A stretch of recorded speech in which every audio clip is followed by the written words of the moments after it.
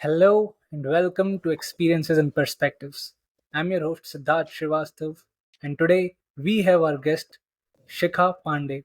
She is a entrepreneur, a holistic growth coach, as well as have an experience in the corporate world for over 18 years. So finally I've got the opportunity to get her on my show and talk to her about how to enter the corporate world in the perfect way. Welcome to my show, ma'am. Thank you so much, Siddharth, for doing this. And it is such a pleasure to see that the youth today is trying to not just figure out things for themselves, but also creating platforms like you are to help others who would seek some kind of inspiration or motivation or some more clarity. So I think let's make today's podcast all about giving as much clarity as we can possibly on a podcast. And otherwise, they can always reach out. So I'm very, very grateful and I'm looking forward to this conversation with you. Okay, ma'am. So let's begin with the first question which I have prepared. What Mhm. does holistic growth means and what is its significance in a normal person's life? Okay. So, we often hear of growth, and when we think of growth, we think of our careers, or we think of financial growth, or we think of growth in terms of success. And again, success is often linked to how much money have you earned, or what position are you at, or what, for someone who is just starting off, which company did you get placed in, and what kind of package did you draw? Okay, so all of these have forever been the criteria of judging growth or success. But I truly believe that growth or true success, which is sustainable over a long period of time, because none of us really want to be in this for a year, 2 years, or 5 years, right? We want to do this for the long run. I'm assuming that we all want to grow and evolve and become better for the long run. And so growth is a 360-degree kind of program for everyone. I'll give you an example. If you're not feeling very good physically today, you have a headache, or you're not keeping very well, even if you show up at work, your productivity is going to get impacted, right? You're not going to be able to give your 100% to your work. Similarly, if you're moving through an emotionally challenging time, like a loss of someone or a relationship gone bad, it is going to impact your work, and in different ways. So we cannot say that, we will isolate these aspects of our being and just be able to work and get successful and growth. Because eventually there comes a time when we feel that we are not fulfilled, even after earning whatever we do, even after doing whatever that we thought were the milestones in our career. And that typically happens when we are not driven by why. So a holistic growth coach comes into your life to help you discover your why, which is not just linked to what you do professionally, but as a person, who are you and why would you do what you do and what impact do you want to create in the world? And that reflects in every aspect of how you show up for all of life, whether it's in your relationships, whether it's professionally in your work and your growth path there, whether it's your perspective toward finances and how do you look at money, whether it's your spiritual sense of spirituality, or whether it's your physical health, whether it's your mental or your emotional health. So growth is 360 degree.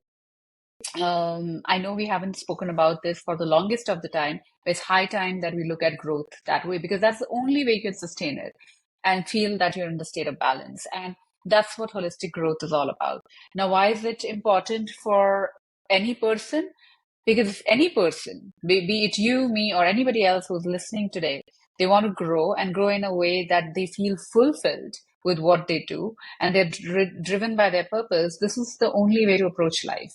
We are not, if everything was supposed to be in compartments, then we would come with a switch off and switch on button, right? That I can switch off my professional button right now and just do my personal thing, and switch off my personal button and do my professional thing. But we are not built like that. And if we are not built like that, then there is a reason why we are not like that. There is a reason that we are supposed to be living more fulfilled life and more life with a purpose and a clear why as to why we're doing things. And that's why it makes sense for everyone. Okay.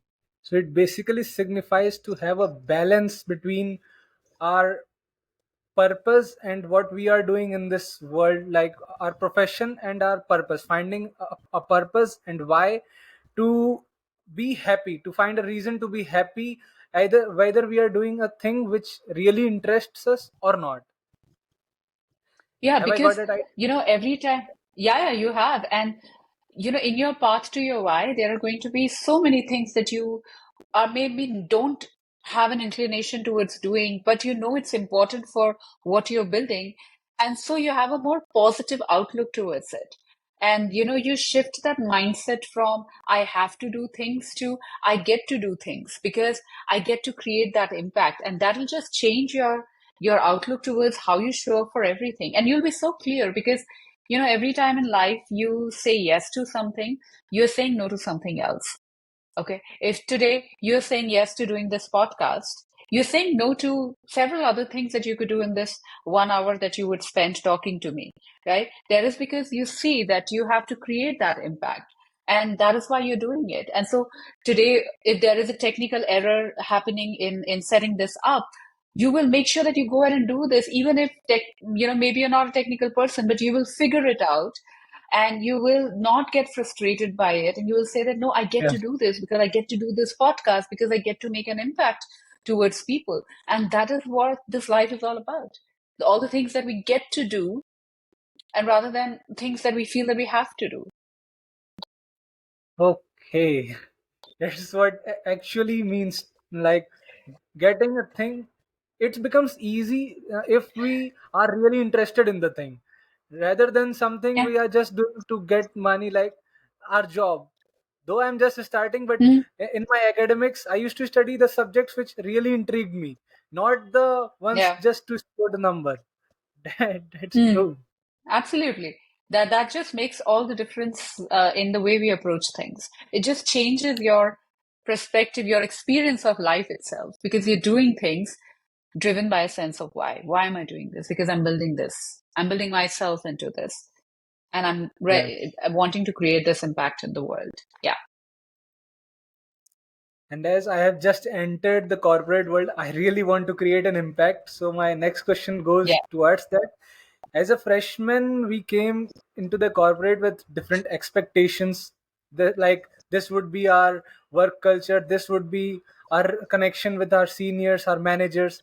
So do you think we should avoid any pre-assumptions about the corporate world and take it as a new uh, part of life, like a life reset, complete Mhm. transition from the college life to the corporate world without expectation? Should we enter or have some idea and expectation about it?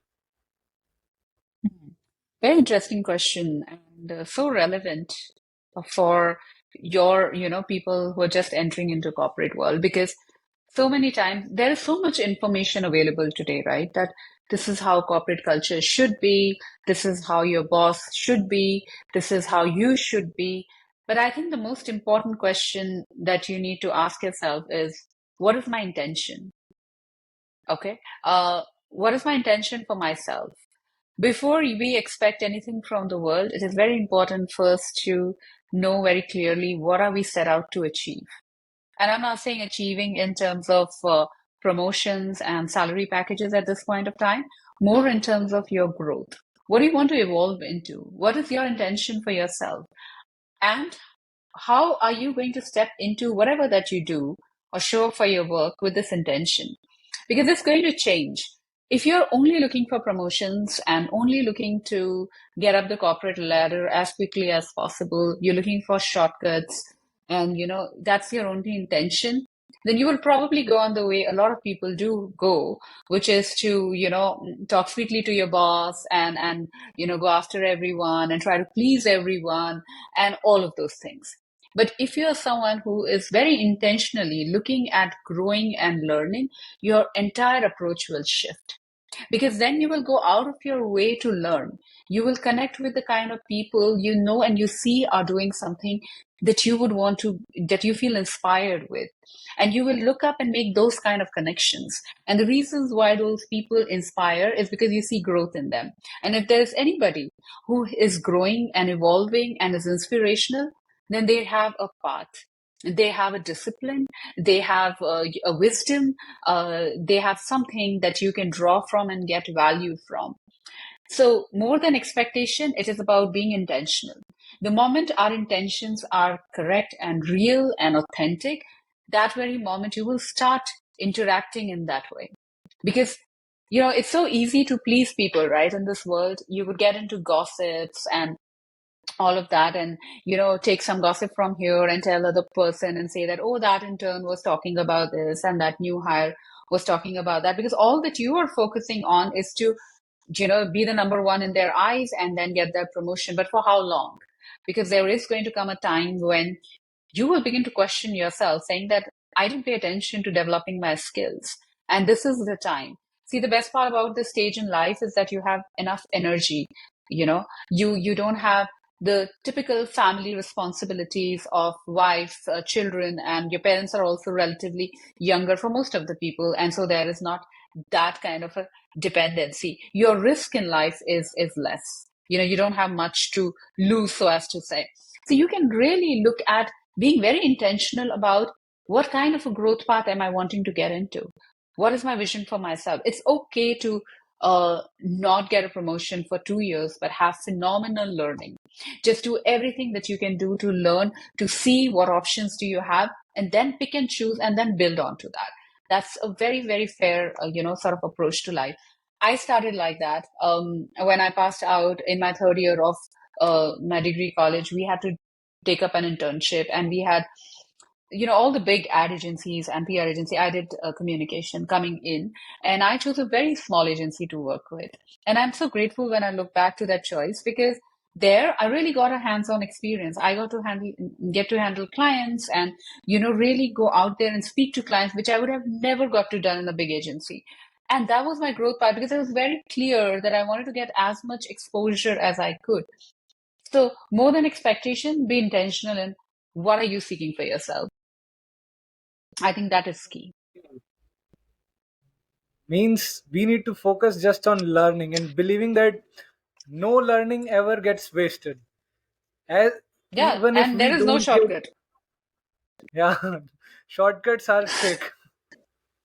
They are fake. They don't Okay. exist, because you could do a shortcut for a year, frankly, and you could be like getting coffee for your boss and making his life easy or her life easy and things like that. And they might think, okay, from let's just get him to a little more position. But there is going to come a time very soon when you yourself will begin to question, because your peers who have taken the growth path would be having more skill sets and having a broader view of things. And that's what matters at the end of the day.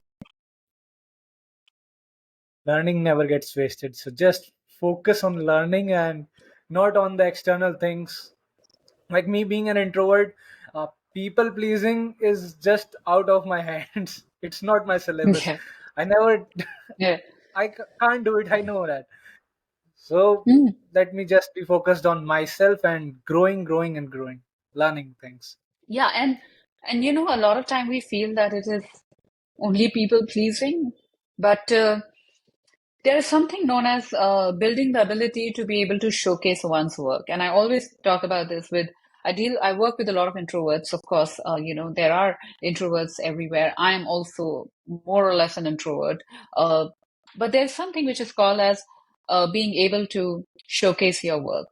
And that is Hmm. important. And like I said, we have to understand, again, when you're intentional, then you know that this matters, because you also know that you need to, over a period of time, be in a position to be the change maker, right? And though it starts at ground level, and you can be a change maker at your level right now, but over a period of time, you do want to get into maybe that those leadership positions, and then you need to build onto this skill. So nothing is ever a negative. Okay, the thing is to understand the difference between being a people pleaser versus being someone who can showcase his or her work efficiently and in a way which is authentic. Because see, doing the work and just keeping it to yourself doesn't make sense, of course, because people need to know, they need to learn from you, they need to see the impact, and that's how it works. So there's a difference between that, and it's important to understand that difference. Okay. Being authentic is the key, and honesty really is the It best is policy. always. It is. It is. Okay. It saves you with 10,000 other lies that you have to tell to cover up that one little dishonest, so, path that you take on to, of course.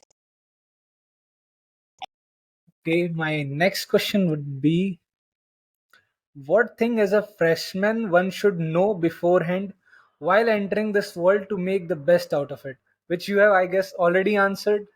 Honesty, being Mm, honest and keeping the intention to learn and not just to grow and take shortcuts. Take the long path, yeah. the growth path, and the learning path, and be authentic. So that's the Be answer you have authentic. Yeah. already given. Okay. I've Now already moving given that on. answer. I'll just add on a little bit to this. We always feel, and not just youngsters, but everyone, it's so easy to blame everyone outside of us, right? Yep. Oh, my office is just about gossip, or it's just about people pleasing, and all of those things that we say. And we allow the external to control us, and we believe that we have to become like that. In fact, the way the world should be working is who we are should reflect outside because that's your unique self. And inherently, everybody as humans wants to grow. That's where our joy is. No, nobody has ever felt joyful staying stagnant at a place. It doesn't work like that because that's why we grow, right? I mean, forget about everything else. Physically, you see, from a child we grow into, and we have this whole growth path which is there, and we become old, and finally, we die. But there is a growth path, right? And Yes. that's just how nature has made us. That's how things work in nature, and we are an inherent part of nature. To grow is where the joy is. Uh, but we think that externally people will tell us how do we want to grow.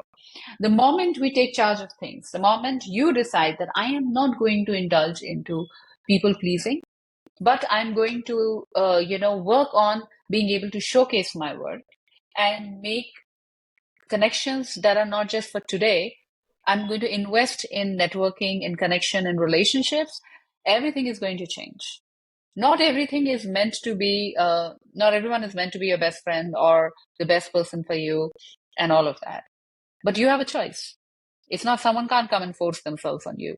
You have a choice of choosing people that you want to feel inspired by and work with. And yes, there are some people that you will just have to work with, but you have to keep that distance and just, keep it transactional in those times because you have to do that at work. But you also have people that you want to build relationships with. At least we must try and identify that. Yes. That was a good thing. So being authentic, being honest, focus on learning, and being Mm, firstly being honest to ourselves. Then only everything would be fine. Okay. yeah. Now my next question would be towards the startups, because you are an entrepreneur Mm, with three different startups going on so yeah. successful. So startups currently are prevailing in all over India, especially in Mm, IITs and NITs. A lot of mm, students don't go for job, rather than they begin start their own startups. Like in my batch, also mm, many IIT grads have began their startup, but it's not mm, that simple for each one of us, because though mm. we are engineers, each one of us has got an idea, a great idea, which could be a big thing, but we fear. There is a lot of things, fear, financial situations, which uh, which don't allow us to do that thing. So like me, I have some ideas which I could work on, but currently I got a job, and my current plan is get some money, get some credibility on myself, then work on what my idea was. So how do you think, is my approach to this is good, or what should be the right approach for a student to uh, go on for a startup? Very interesting question. This question does come to me a lot because I do work with a lot of startups, and I have been to IIT and I've spoken to students there as well. And it's always a question. I wish there was one single way to do anything in this world. Unfortunately, there is not, which also means that we have a lot of choices, which also means that we have options, and which also means that not everybody's journey is going to look the same. Okay, Before I begin answering this question, let me be honest. Uh, it's very different. It's a thing to have an idea versus it's a thing to be an entrepreneur. Okay, entrepreneurship is not for Okay. everyone. Building a startup is not for everyone, and it is fine. It doesn't make one person smarter than the other person. Absolutely not. This needs to be taken out of the head in this country for sure. Just because you run a startup doesn't mean, or I'm an entrepreneur doesn't mean that I'm any smarter than you are. Okay, you're as smart as I am. You are equally wise. You have your own journey path. Maybe I have a little more experience than you have, considering the sheer age and the life that I have moved through and how I have led my life. But just because you're doing a job doesn't make you any less smarter than anybody else. That is one thing that everybody needs to understand. This whole phase of it's a startup sad phase that everybody wants to run a startup.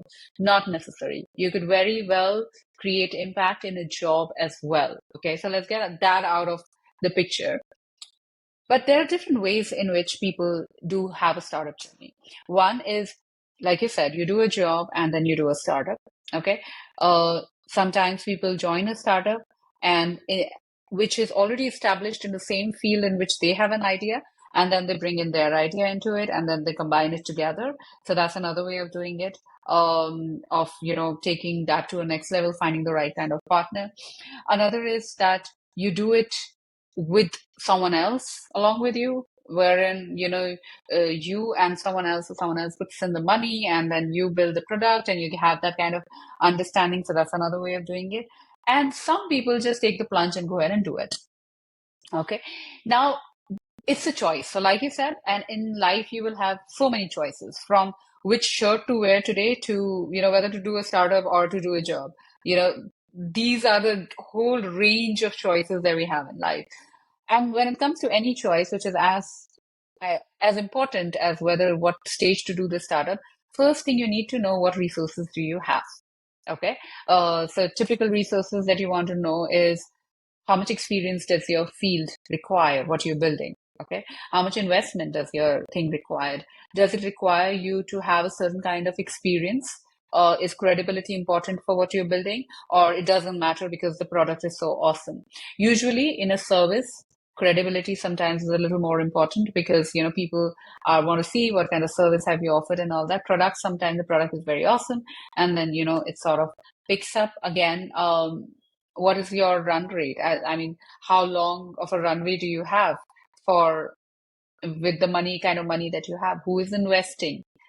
What kind of responsibilities do you have at home? Do you have parents who are dependent on you, who put in a lot of money in your studies, and now they want that money to come back in, or you to pay off that loan and all?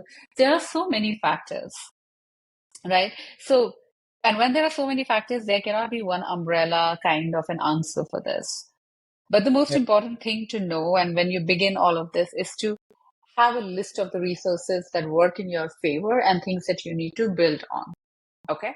And then see that. And then use your approach. Do you want to do the startup alone? Do you want to raise funds from someone? Or do you want to do it in partnership with someone? Okay. Again, over a period of time, are you looking to raise angel? Again, the market is different. What are you building? Understanding the market. Sometimes now is just the right time to build it. And in 4 years, this is not going to make sense. Yeah. And so, that is going to change your decision completely. So there are Mm. so many factors. The more you try to get this, what works for me, what's not working for me, put down on a paper and be looking at it, I think it just, whatever then you may decide. You may still decide that, no, I want to take the plunge. But at least it will be a intentional choice. And the reason why it needs to be an intentional and a conscious and a mindful choice is because when we just go ahead and do something, if you just plunged into a startup now, 2 years down the lane when it starts to get difficult, because it will get difficult. There is no two things Uh, in this. It's going to get difficult because funds would have run out. You would have to look at scaling up revenues, team, all of those things. If you haven't made a mindful choice, you will regret it because the passion is going to wear off at that point of time. And you will Planning have is to get into important. rigor. Yeah, and rigor is only going to come when you know that, boss, I had thought about this and I knew what I was doing. I'm going to go ahead and do it. But when you have not made a mindful choice, you're going to regret it.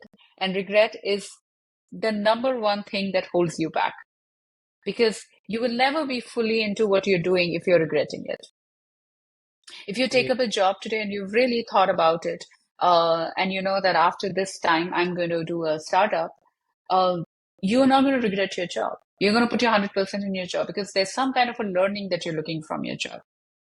There's some kind of back calculation that's gone in doing the job right now. There's a purpose to your job right now.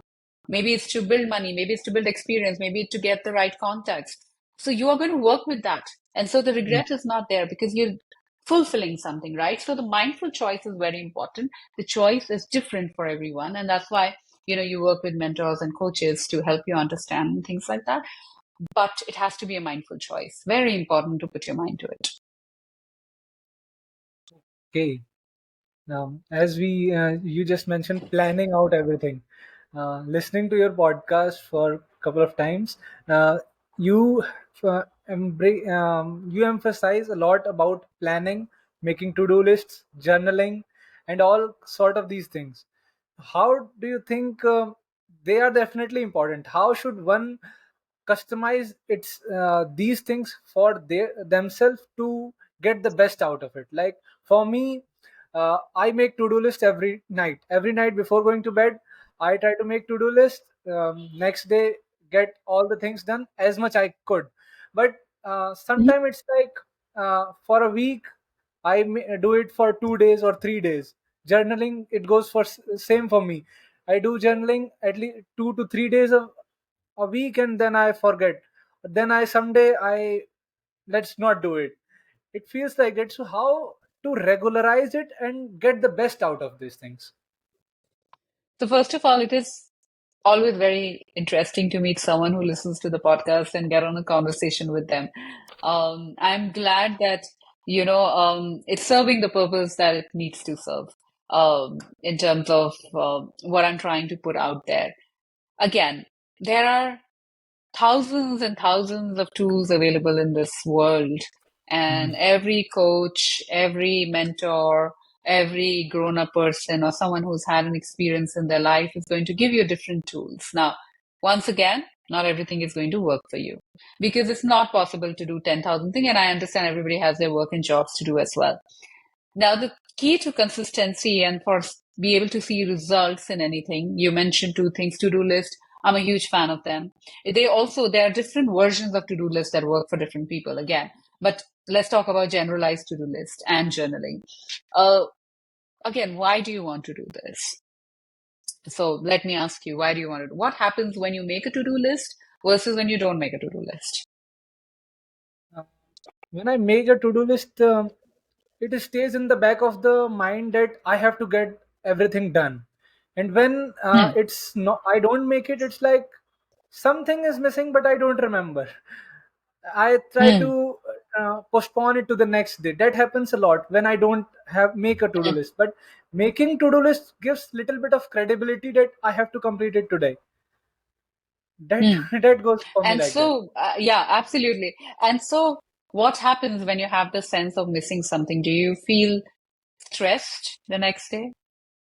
Or do you have that lurking in the back of your mind that I think I missed something, but I really don't know? So it's like always something hanging in the back of the head.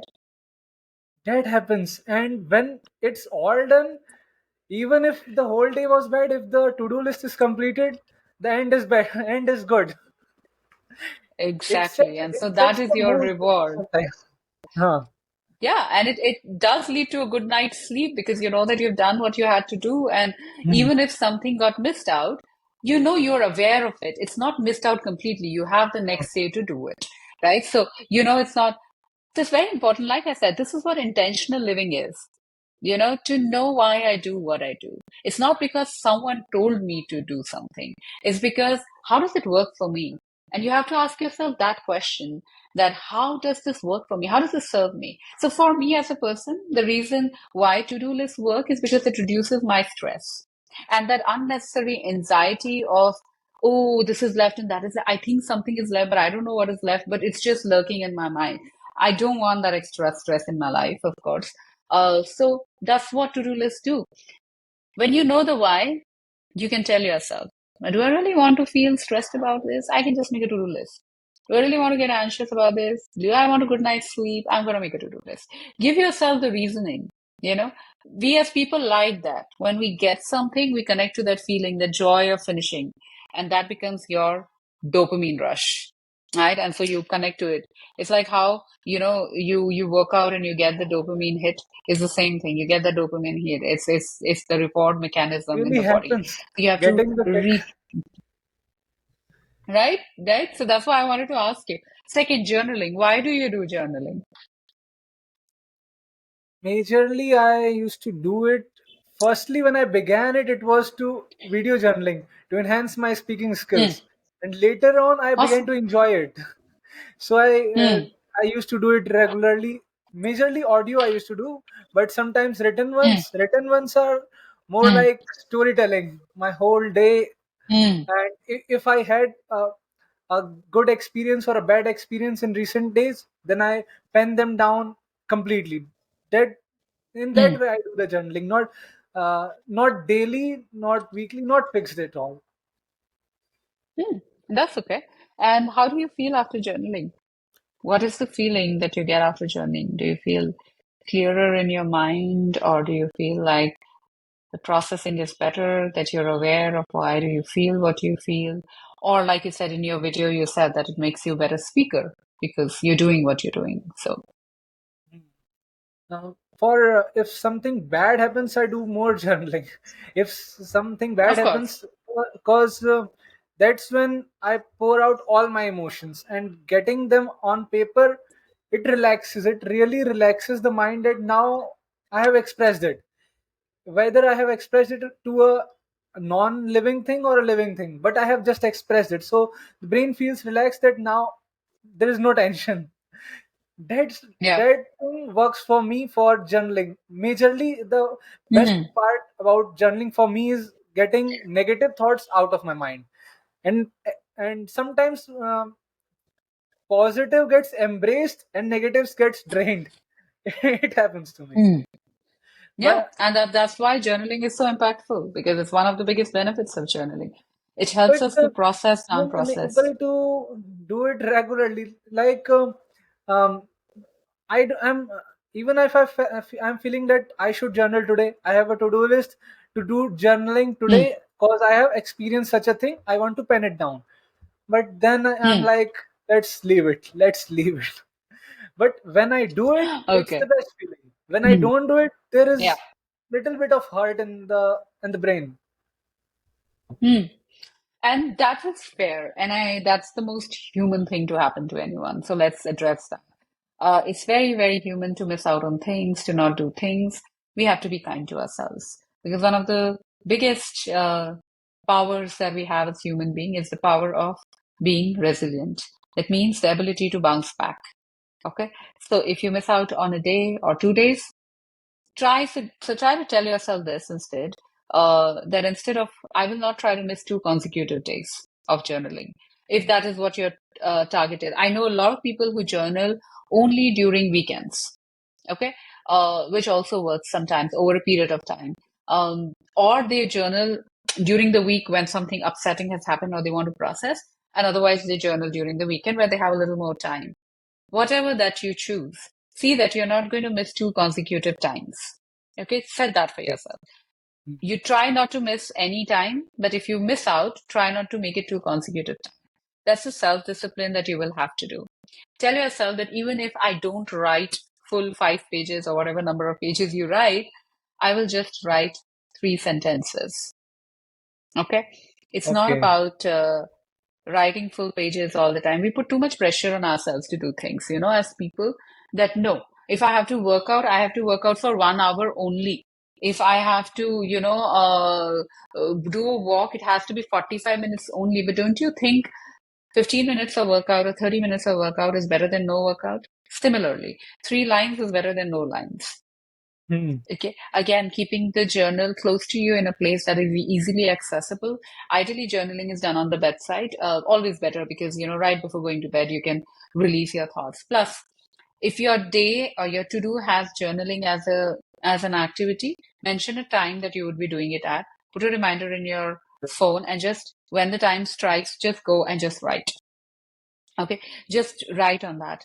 Another very interesting thing that we often do in this, in creating habit. So this is a habit forming kind of question that you asked me, though it applies for everything, is to also have an accountability partner.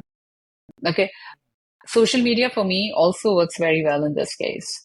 So I'll give you an example. When I started to work out, it's of course challenging, right? Nobody wants to work out all the time, and of course five times a week and all of that. So I started putting that on social media. Okay, just not to get likes, but to just build that accountability. And so now it's so happened that if I don't put anything for 2 days, people ask me, "Oh, you didn't work out for 2 days?"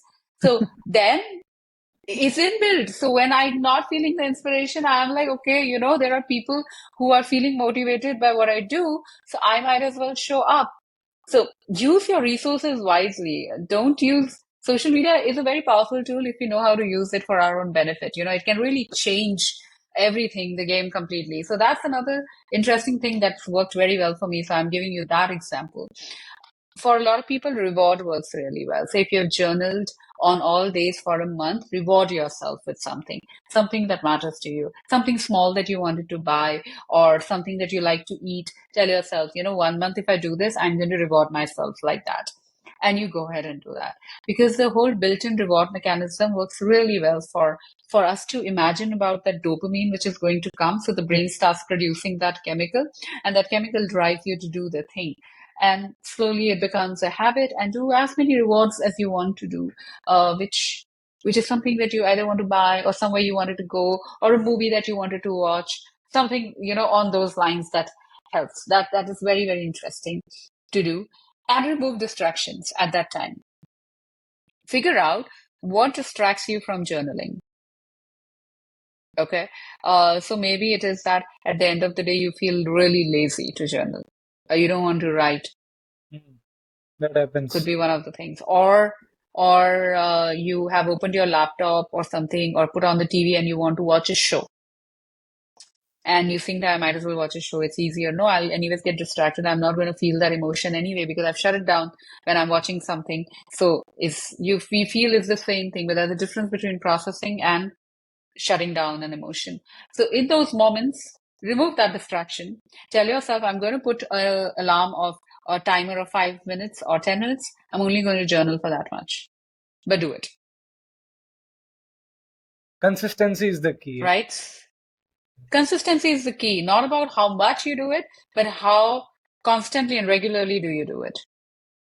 So when you put Uh, a timer of 5 minutes, pause the distraction, write down for 5 minutes. When the timer rings, shut it off.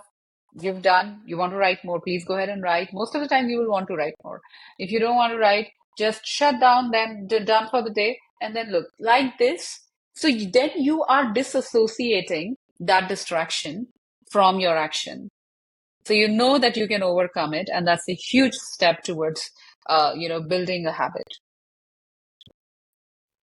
Now let's move on to the second last question which I have, which is actually about Yes. mentorship. Mentorship, as you Hmm. mentioned previously as well, having a mentor Hmm. does create an impact. So, as a fresher, like I never had a mentor. I just hear from people that we should have a mentor if we want to grow exponentially. So, how can a person, how Hmm. should I, as a person, should approach anyone to be my mentor and or get a mentor to grow in different parts of life which I am targeting on? Hmm. So again, the important thing in this to know, Siddharth, is what are you looking to grow in? So what are the area that you identify as your growth area? The difference between a mentor and a coach is the fact that a mentor is someone who's typically from your own field or has had a similar experience in life in terms of career kind of a thing. And so they can give you that perspective on career. Coaches are different. They are more, they're life coaches and they're business coaches, and then there are holistic coaches like me who do like a 360-degree kind of work with people. So you need to understand what are you looking at. Also, oftentimes, because mentor is someone who has had more experience than you have, and you already have a sense of a sort of respect for the person when you approach them, but it's not necessary that it's going to be the right fit, because and you will realize that sometimes it's not going to work out. What they are telling you, it doesn't resonate with who you are as a person, because we are all different people. So I always encourage people to go and speak to as many people as they can, and over a period of time, see whose style is resonating with you more. And mentorship is such a beautiful relationship. It works both ways. When this resonance of the style happens, when a mentor sees himself or herself in the person they are mentoring, that connection happens. It's a very two-way thing. Mentorship, coaching, all of these things are very, very two-way thing. Not everyone is can coach or mentor everyone, but I encourage that what you're looking to build into your life, you see someone doing that, approach them, ask as many people as you can. Some will say yes, some will say no, but the important is that you can't force anyone to, of course, be a mentor. But tell them, why do you want them to be a mentor? What do you see that they are going to bring to you, and what do you think you are going to bring to them? Because it's not a one-way street. It doesn't work like that. Hmm. If you are inquisitive, you are asking question, if you're showing potential, if you have a plan in your mind, mentor is excited. You need to excite the mentor, telling them that, look, this is what I want to do, and you can help me make it happen. That's exciting for a mentor, right? You can't tell them, sir, I don't know what to do in life, so you tell me. No, no, that doesn't work like that. I have Uh, a plan. This is what I hmm. want to do, and make it as big as you want to. I know I have the potential. I want your guidance. You will make this happen. With your guidance, I can make it happen, and we can do this together. Because the mentor is also looking for growth. So don't forget that the mentor is also a human being. And like I said, the mentor also wants growth. And that's why, mentors do what they do, is because they grow when they share, right? True. So that's the way to approach a mentor. Okay. So the main key And is that's the being only way the honest, exponential growth also happens. exponential. Yeah. It's like we first need to learn how to walk and then hold someone hands to run. Yeah, exactly. Because Yeah. otherwise you will go to a mentor and what do you tell them? What do you want? If you have no clue on what you want, what are you going to tell a mentor? Hmm. Yeah, so the mentor will be like, okay, I don't know. I mean, what do you want from me? And they're going to ask you this question. So what do you want from the mentor? You have to tell the mentor. And then the mentor will figure out. Then your other areas of growth will come out. Your other areas of working will come out. But what is your vision? Give the mentor something to work on, right? Because that's exciting for the mentor when they see that happening over a period of time. Yeah, okay. I got the essence that it's mainly firstly be capable of what you really want, and then be confident enough to express to the people who could help you, who could become the mentor, and then Yeah. only I might find the right mentor for me.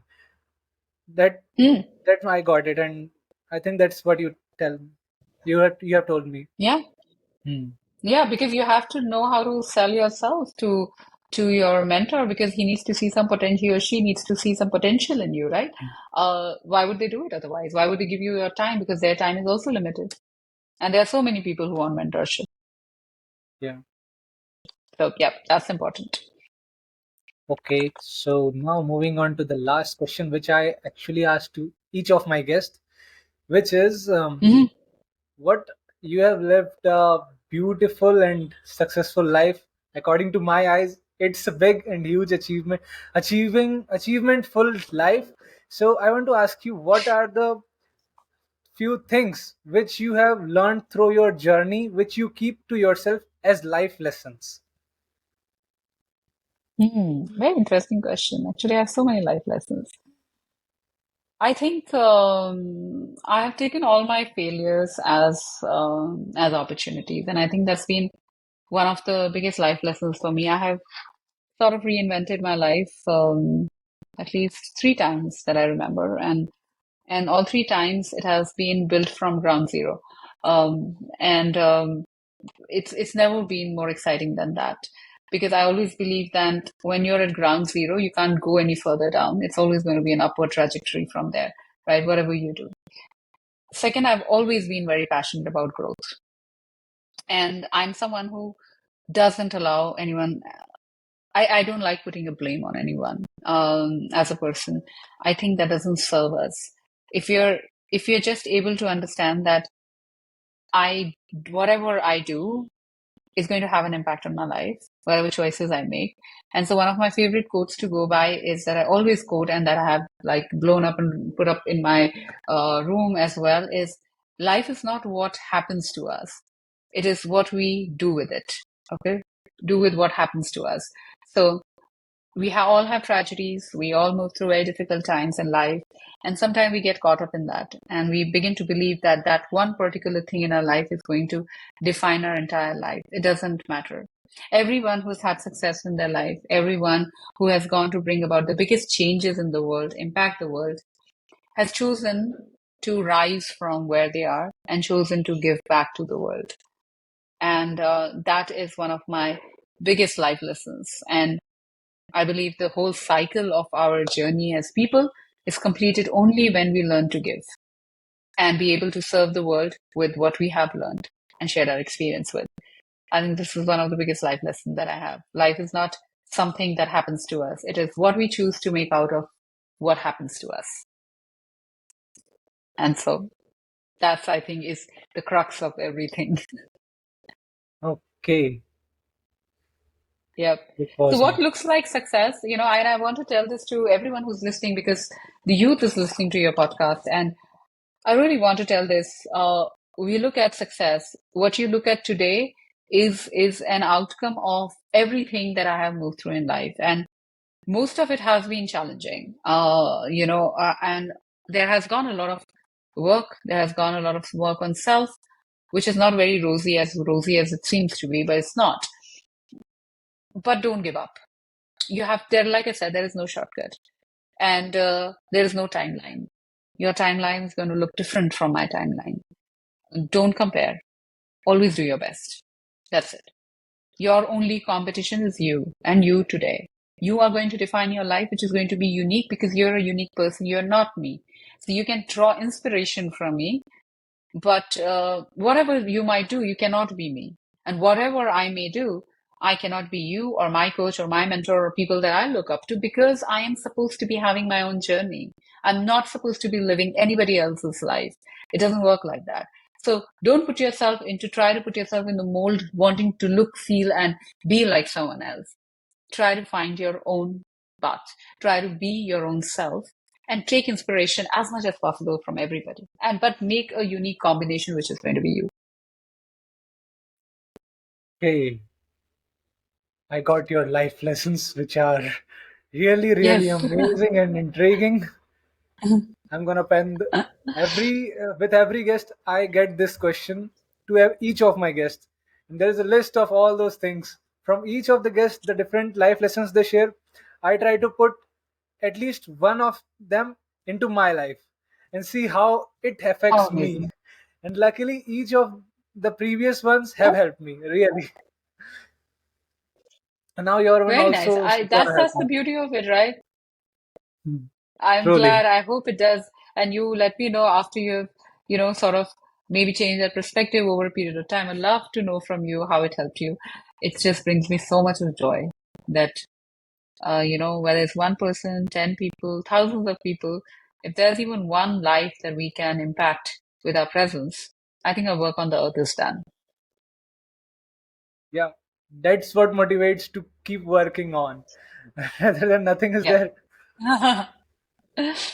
Absolutely. So whether it's one person who listens to your podcast or 10,000 people who listen to your podcast, it's worth it because somebody's life is Mhm. going to get impacted. Somebody will hear it and they will feel the need to change. And that's what it is all about.